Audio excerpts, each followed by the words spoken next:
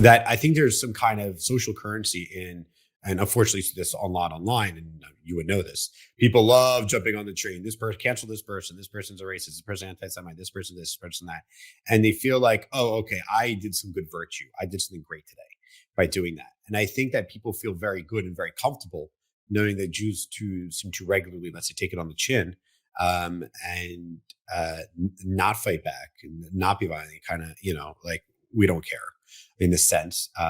We have more interesting things to talk about, that they continue to go after Jews, and it kind of raises that those individuals and those groups that go after Jews to make them feel like that they have a purpose or meaning. You can think of Amnesty International as an example. They're overwhelming, right? Radical left-wing group, extremely anti-Semitic group, extremely obsessed with Jews, trying to make themselves seem virtuous by regularly putting Jews down, including when it comes to points that are straight up fabrications and lies that can easily be fact checked. But people buy them and they feel like they've elevated themselves by putting Jews down. Do you think that plays a part of it? No doubt. I think it plays more of a dominant role when we're speaking about white anti-racists. Like, for example, these kind of international groups that are coming out of Europe, or the more elite liberal circles of white society. The New York Times, Manhattan,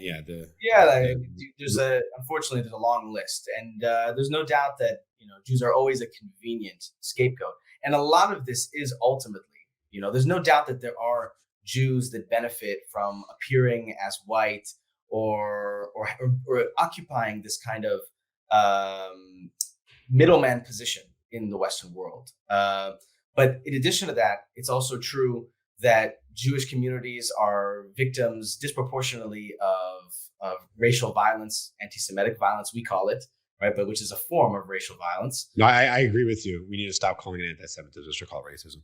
Yeah, it's a form of racism, and 100%. People don't relate to it. Unfortunately, you have one thing Jews are absolutely terrible at, is language, being able to control the language in the conversation, and we're using these obscure words. And if you want to be taken seriously, you need to start using the language that people respond to the most.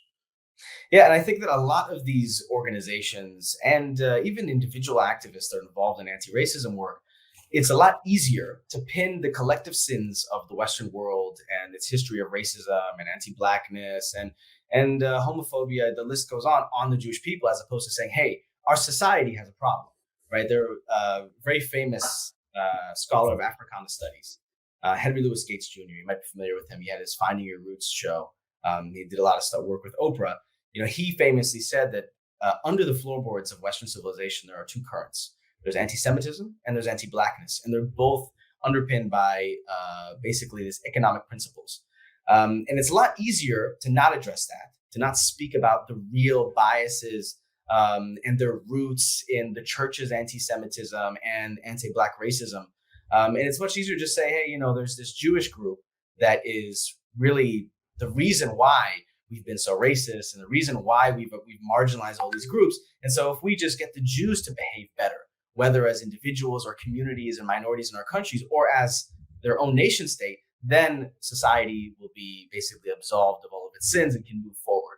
And that really underpins a lot of the different forms of anti-Semitism and anti-Zionism, which is just a form of anti-Semitism.